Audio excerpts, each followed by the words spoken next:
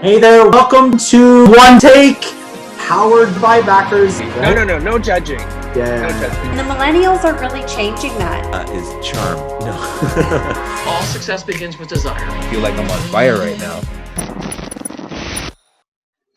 Hey there, welcome to One Take, powered by backers. It's Justin Fox. I am joined here by Gurpreet. Mann. Gurpreet, thank you very much for joining me on the show this morning. You're welcome, but thank you for inviting me. All right, awesome. Well, so it had a little bit of technical difficulties. My laptop crashed last week.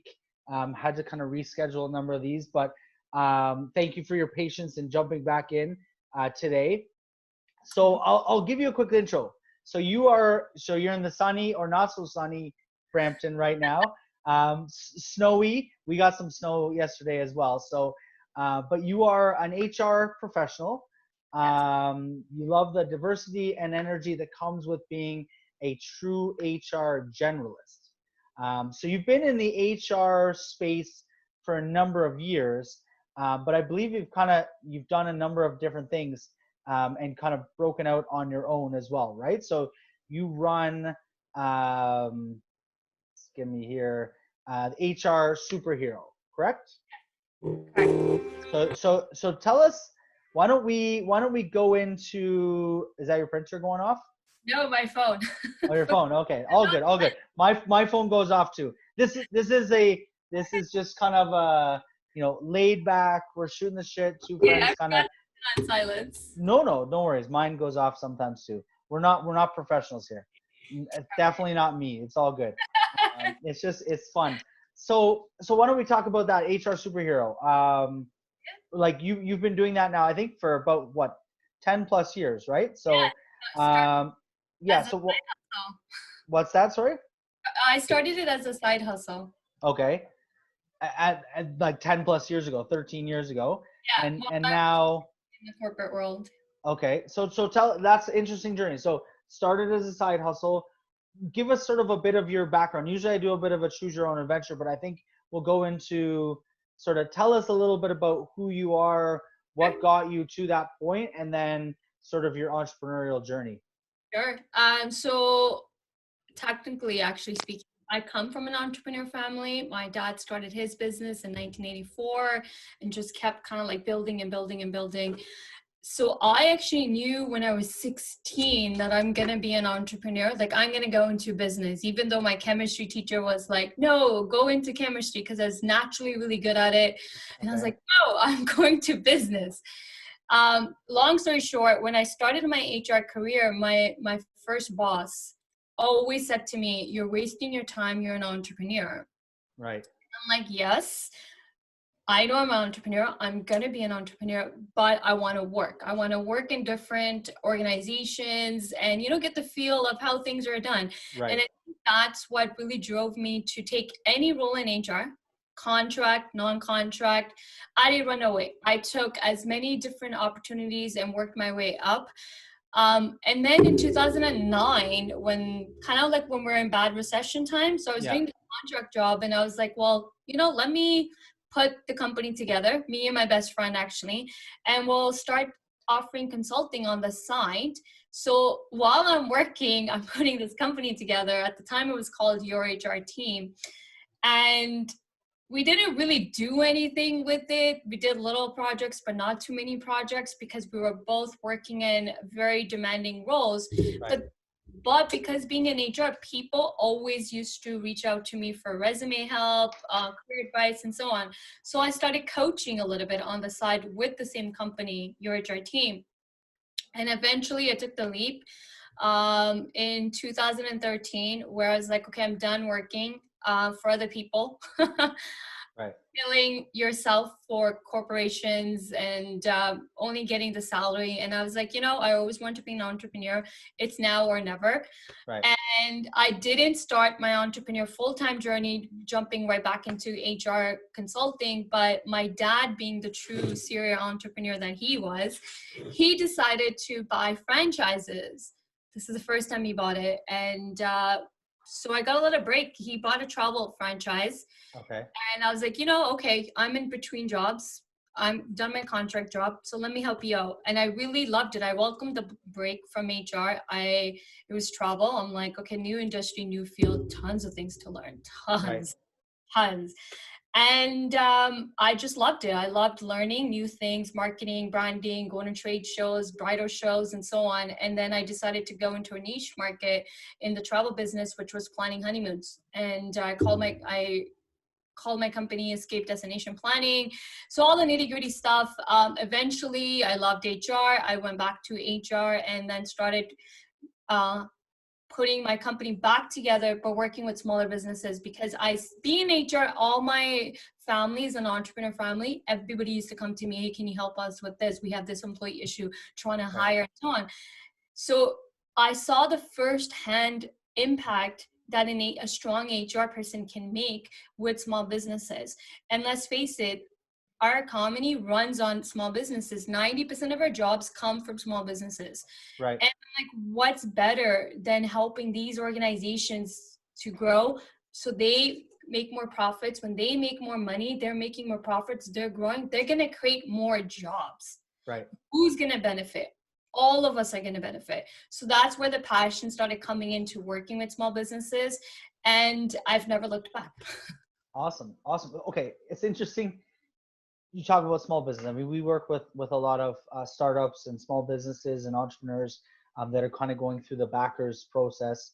We've built the funding portal side, but there's sort of this whole like process that they go through to kind of build the network around their business. And so I think it's very interesting that the HR side to a small business. So if you could, I mean, obviously, I don't want you to give away the secret sauce, but like if somebody came to you, right, and sort of said, I'm an entrepreneur, I have a small business, we're kind of very early on, like what's the process? I don't want to put words in your mouth. I want to kind of hear like what's the process that you would go through with somebody who kind of is in that situation, like say they're a solopreneur, maybe there's two people, maybe they're looking to do their first hire, like that, maybe that's kind of the mindset, maybe their first hire, and maybe with plans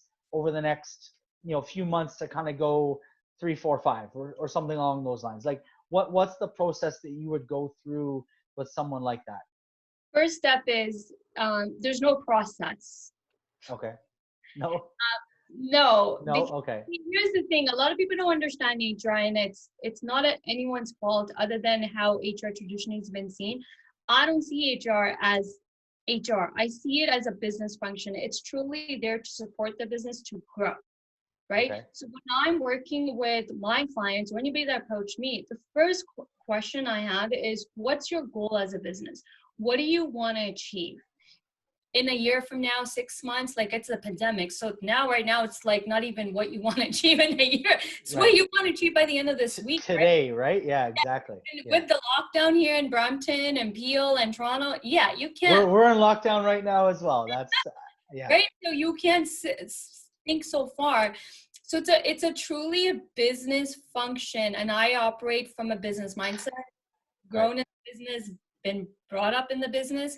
I've never seen HR other than a business function. So it all comes down to what is your business goals and what kind of company do you want people to come work for? Like when you hire someone to come work for you, what do you want them to feel at work? What's the culture, right? A lot of people overlook the tiniest thing and think that the first hire should just be anybody and anybody. No, the biggest mistake I see small businesses making is not identifying what is it that they truly need as a business, where you want to go, what is your need, and then what resources. I'm HR and I'm calling people resources, but in one essence, it's a resource that you need to take yourself to a next level. Like I'm an entrepreneur. When I started, what's the first thing I need? Sales. I don't have a business if I don't have sales, right? How do I get sales now? I'm not a salesperson. I had to learn sales, sell. I took coaching and whatever, and then you hire people to sell for you, marketing. But that's all things that it's resource. It's the tools and skills you need to be successful. Same thing with business. What do you need that you need to become successful? And that's where you determine who you should be hiring, not years of experience or credentials. A lot of people get so caught up in these fluff, materialistic things, but it's more of who you need to get you to your desired outcome. And that's where HR should come in and be a true business partner with the executive, with the CEO. I work with C-levels. I work directly with owners and executives, but never from a traditional HR, but from a business aspect. What is it that you need? And let's make it happen. Like, if you want X results, here's how we're going to do it, and here's how we're going to achieve, and this is what you need to get it done. So let's play a little role play, I guess. Role. Are you game? Maybe I should ask the question. Are you game to do a little role play? But sure. What's that? No, I mean, just it should be sort of natural, right? I mean, it's sort of what you do on a daily basis, I would think. So pretend, we're having this conversation. I'm an entrepreneur, have a couple employees, HR or sort of, arguably the old thought process of HR is maybe we've got an agreement. We don't really understand where we're going. We don't know what the priorities are for hiring. I think I'm looking at it, just thinking for myself, actually, this is something we should talk probably offline about. We probably could use your help internally with backers. But let's walk through, like, let's say let's talk about you, right? Let's talk about us. Let's use you as an example. Let's use us as the example. There you go. Go ahead. You have a hiring need. We do. Okay, so what is the need? We have several needs, actually, in several areas. As we grow, we have a demand for developers, sort of like on the tech side. And then you mentioned there, sort of on the growth side, I would say not necessarily sales, but more like a sort of customer or like client success managers, like kind of more of like people that are working people through the process, not so much selling them on the idea. I think, people that are coming to us, it's not hard to sell funding, right? People, every business needs funding. It's just working them through the process so that they're successful in actually raising capital on our platform. So we have that need as well. So there's sort of like multiple types of roles that we're looking for to bring people in on. Yeah, let's talk about the one you just mentioned. So is that sales? Getting funding? What would you call it? So I'm considering it to be more like a customer success manager, sort of like a client success manager, where it's not so much sales as they're already, arguably sold, in the sense that, they need funding for their business. They're coming to our platform because they see the opportunity. We've kind of got them past that initial stage. Now they're going through our process. We've got a 90-day accelerator, number of other different things. We connect them with support services, which I think would be an awesome opportunity to have them connect with someone like you as well, as one of sort of the offerings. But we need somebody to kind of be that kind of like a liaison to kind of hold their hand through the process. Okay, so typically, I'm going to jump a little bit further in a sense that a lot of times when people have a need, they start thinking of titles to call the role. And I think that's when people make a big mistake to begin with. Title should be like the last thing you think of. It's more of the function. What is this specific to be doing? Right. You said manager. The first thing that comes to my mind, well, is this person going to be managing people? If they're not managing people, right, you could even call them managers. And this is where a lot of small businesses I've found get so caught up in the title. I understand, because titles attract people, but the role itself, what are they doing? What are they going to be doing? The title is the last thing you think of. You kind of look at what's your need, what is this person going to be doing, what's their outcome, what's the desired results that this person should be getting. Right. And is this a full-time need, or is this a part-time need, or is this a temporary need? Because the business might be booming right now, and maybe it's a temporary. A lot of times people do not assess the role itself. A lot of times, especially small businesses, are very reactive. They have a need and they become very reactive. Instead of sitting there and being proactive about it, we become reactive to the situation and we start looking at things and, okay, I need this. Okay, let's make it full-time. Let's make a fancy title. So we get people, but fancy titles also mean then you got to pay, right? Right. Also, what's your budget? How much do you want to pay? Because the pay will determine who you end up hiring and the title. Like, look, the last thing you should be looking at is title. It's more of, is this a sales role? Right. Marketing role? Are they managing clients? So is it more of like a client relationship role, I would think. Client relations specialist. Yeah, exactly. So it's more like the role would be, I mean, I gave sort of the title. I think the title, came more from the type of role. It's not sales in the sense where it's like, sort of that front end, kind of, you're looking for like a closer type of role. It's more of a customer relations, client relations, kind of customer success, where they're basically, like I said, a good word is liaison, right? They're kind of like, being that touch point throughout the process, so that the issuer, or the company, or the entrepreneur that's going through the process is very much, kind of like they're the hand holder throughout the process. So they kind of make sure that the person's kind of going through and ultimately is successful in raising capital on the platform. Okay, so let's call it, like, for now, client relations specialist or client success. So that's one. Okay, so then you sit down and you think, okay, what exactly this person's going to be doing every single day? Right. Like, from beginning to start, to determine. So I call this process job analysis. You need to do an analysis to determine, is this full-time, part-time need, exactly what this person going to be doing, how many hours going to be spent where, and then lastly, who will be the ideal candidate for this role. So one aspect is the type of set skills this person needs to have. Right. Also, who would mesh with, if this person reports to you or whoever they're reporting to, who will they mesh with, right? Like personality traits. We can't, values. What's your company's values? And the candidate should match your company values. Values is one thing you can change people on. Right. Personality, same thing. You can't change people's personality. And then these things are very important to identify, because someone's coming into your organization. It takes one poison, like I call it snake. It takes one snake to poison the entire environment. It takes one person to ruin everything you guys have built till this day. Right. Because toxic work environment, right?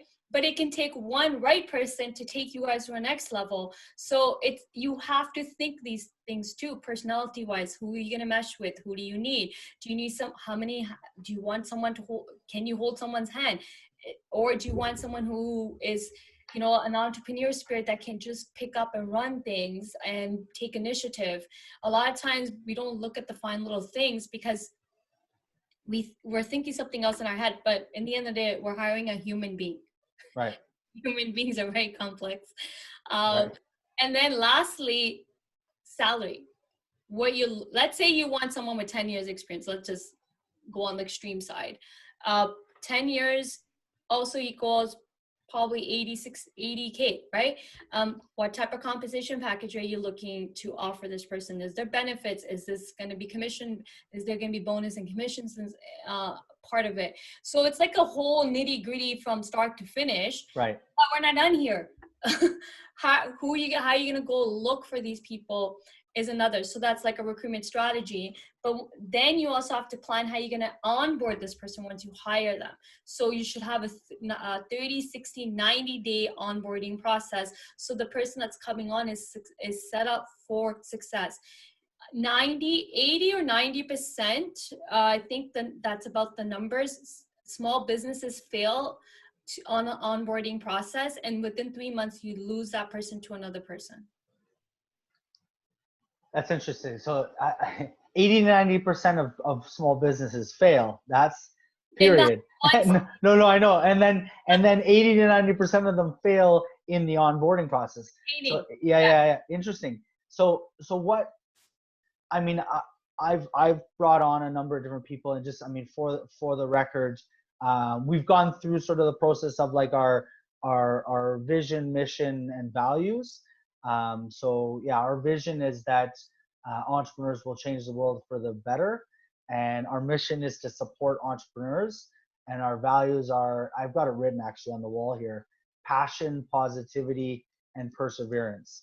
So those are the values that we kind of, and I've actually had a gentleman on this show probably about 3-4 months ago that we kind of went through a whole exercise on that, and the importance of like culture and values and stuff. And you made a very clear point, like one sort of, like you said, one snake, one rotten apple, one kind of ruins everything, right? Will poison one person. Yeah. Your organization. It takes one person. That's it. Yeah, and that's unfortunate, and that's something that I think organizations have to obviously be careful with.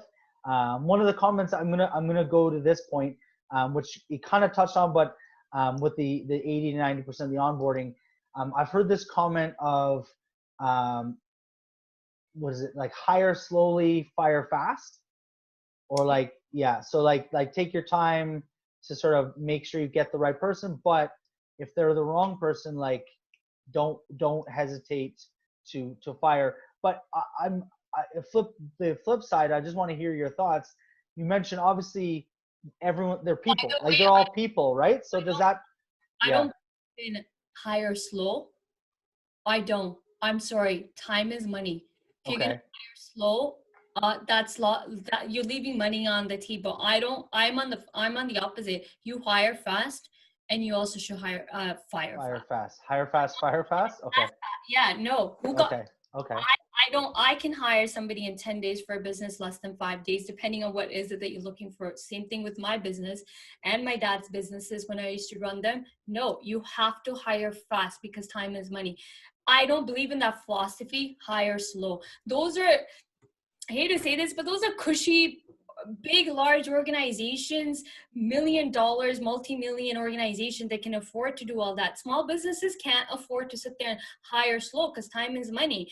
Also, a lot of times small businesses don't even realize they had a need until it smacks them in the face and it's like, right. Oh my God, I need to hire, right? How can you hire slow when you didn't even realize a month ago that you're going to need this? That's like the planning aspect comes into play. If you're constantly looking at your goals and how far you're coming and where you want to be and how close are you to achieving it and what you need, if you're constantly assessing that, you will know when you need to hire. But a lot of times small businesses don't have that luxury, right? You're running lean. Large organizations have that flexibility to hire slow. They take months and 2 months. Great. Small businesses and medium-sized businesses don't have that luxury. So no, I disagree. I think you should hire fast, fire fast. Definitely fire fast. So this is what I was going to say. That's interesting. They're people, like you said. They're people, right? So and I get the whole. We just touched on like the snake, the rotten apple can ruin the bunch. Or like you said, that a snake can poison the whole team. But they're people. Like, where do you stand, I guess, from a kind of working through process? Like, I mean, in larger organizations, obviously there's a whole different, like, probably process of going through like different X's, and then you've got all these different protocols. But in small organizations, they're obviously people. They're working directly with you. Should you give people the benefit of the doubt? Should you be a little more empathetic to maybe their, to their sort of whatever's going on in their lives, to kind of give people that benefit of the doubt? Or where do you see that line being drawn? So yeah, go ahead. I would say this is where that 30, 69-day onboarding comes very handy in. Right. Now, you said something interesting about the processes in large organizations. So the way I run things with my clients and the way we operate our business, we set small businesses up exactly like large organizations, because there shouldn't be a difference in the processes. A lot of times company hire people and have no processes. That's how you lose people too, right? And also, if you don't have processes put in place, productivity, that person will not be productive, because then they have to, like, imagine you have to go to 5 to 6 different channels to get the information you need, right? So processes are really important to put in place. Now, this is where I would agree a little bit on, yeah, maybe before you think of hiring, look at your internal processes. Do you have your SOPs put together? Do you have a process put together? Do you have a process on when someone comes on in this role, the training, right? The onboarding is also training. How long will someone will need to get up to the level you need them to be? Is it 6 months? Is it 3 months? Then you can assess properly, right? Then you know, okay, 30 days you need to achieve this, 60 days you need to achieve this, and 90 days you need to achieve this. So within like 90 days is typically, you'll know if this person will succeed in the role or not. Right. So that's the process, let's say. But I'm talking about like when you need like fire people fast, it's also, there's certain things that you just can't change about somebody. Someone's personality, you can't change. If they keep butting heads with you, you can't change. If you constantly, like, staying as a manager, if you're constantly worried about this person, you constantly have to, like, I'll give this myself as an example where I had to let somebody go.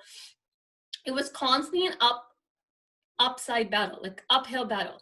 Constantly, every single day, my gut was right from the first day when this person did something. I was like, yeah, I don't think this person's meant for consulting. I should just let it go. But again, trying to give the benefit of the doubt. Within 6 months or something, I think I had to let them go because I found out they were never working. They were just surfing the net. But my gut was always right. But the thing is, every single day, this person will message me. I have to follow up with them. I have to get things from them. I was the one running after them, and constantly have to hold hands and get things done. Also, the person presented that they knew everything.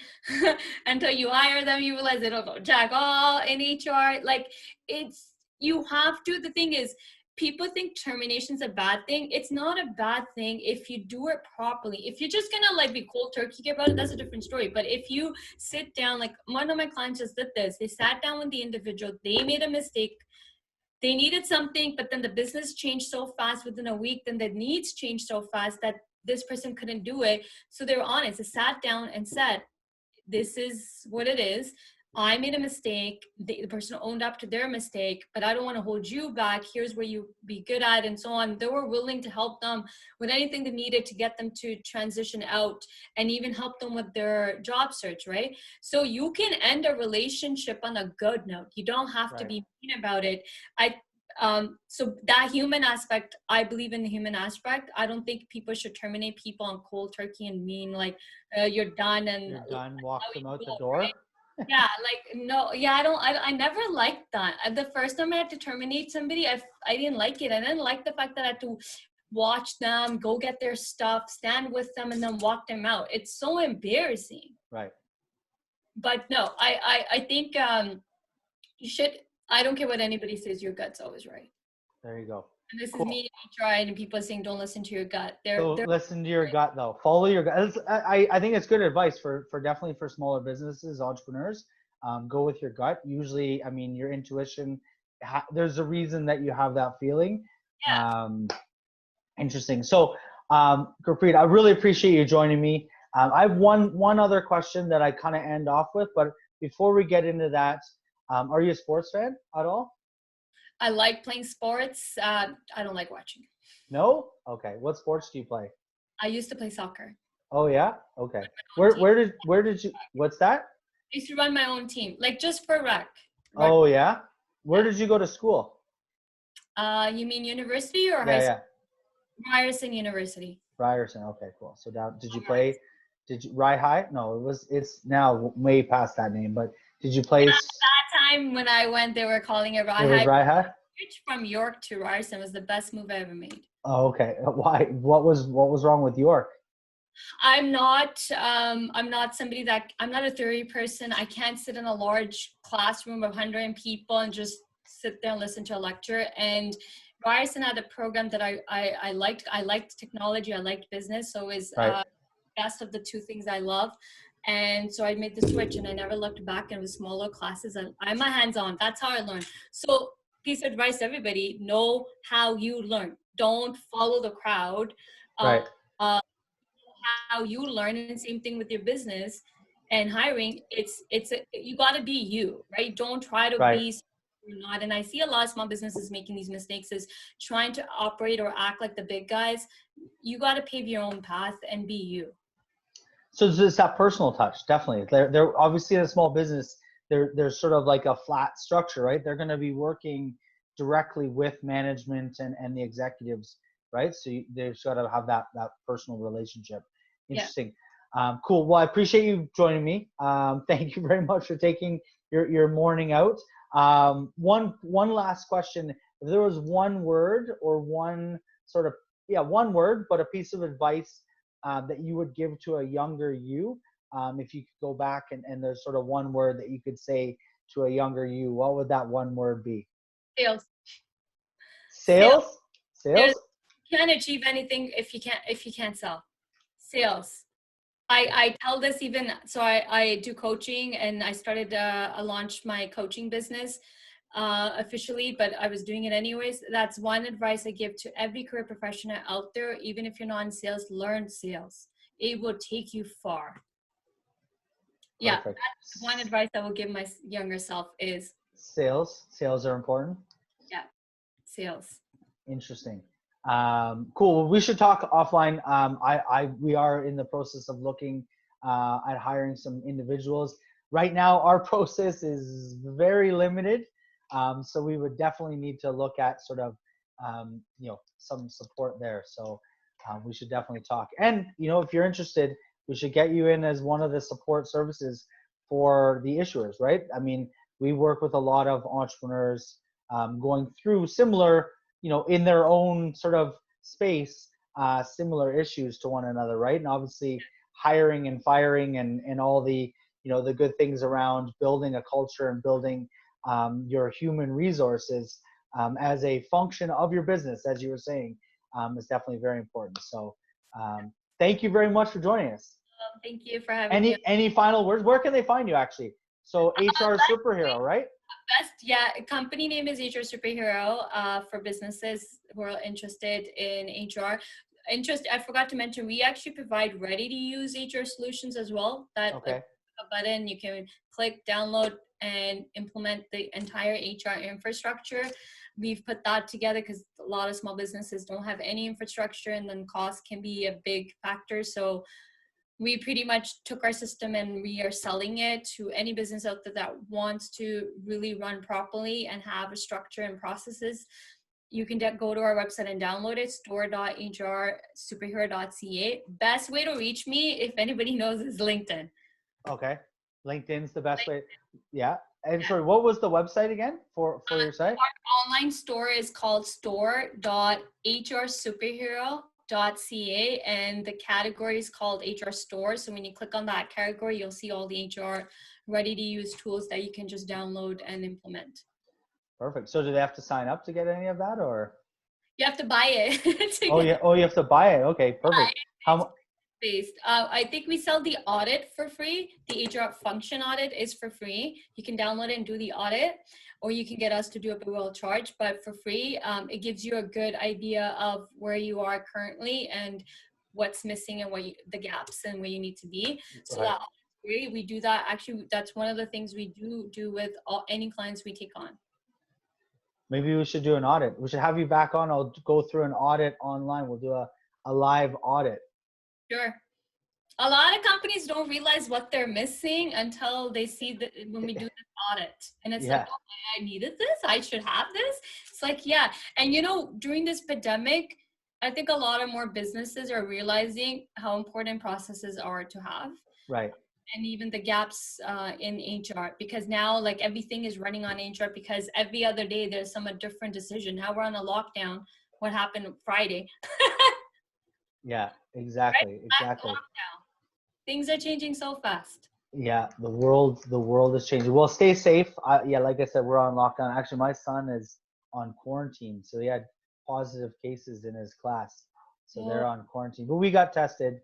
We're negative, so all good. So yeah, the two boys are here with my wife and I. So fun times, get to hang out.